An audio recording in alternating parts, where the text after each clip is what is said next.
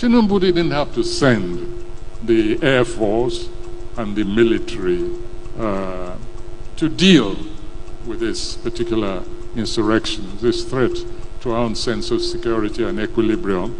No, there are easier ways of doing it.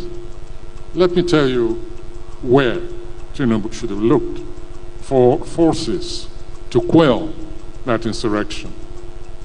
Right here in Lagos, right here, or in Abuja perhaps, I don't know. But there was no need to call the military or the Air Force. I'll tell you what happened. On one of my home visits, this about 2 months ago, I was coming out of a hotel and I saw what looked like a film set. And I said, oh, they're shooting a film. That was on the grounds of this hotel.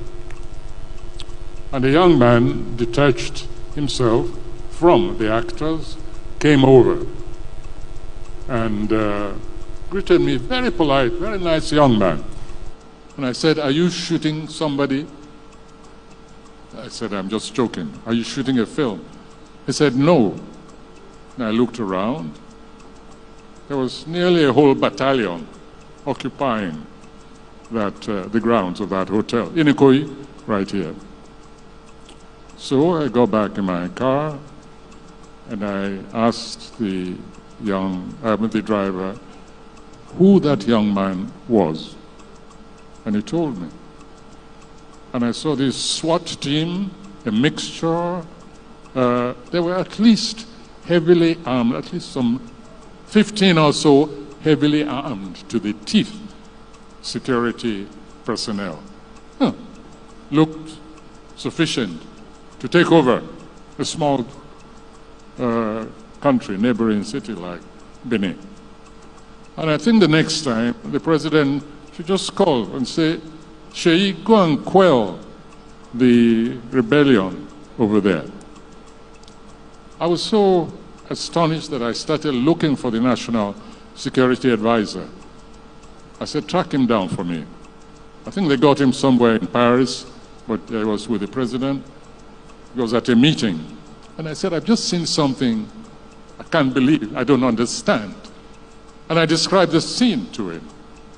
I said, do you mean that a child of the head of state goes around with an army for his protection or whatever? I couldn't believe it. Later on, I did some investigative journalism and I inquired, and I found that apparently this is how this young man goes around with his battalion, his heavy armed soldiers.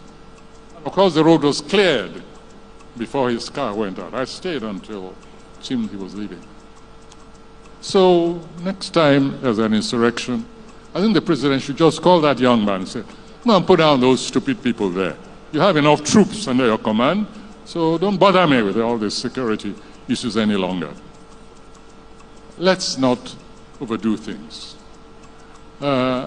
This is not the first country that has a head of state. It's not the first country whose head of state has families.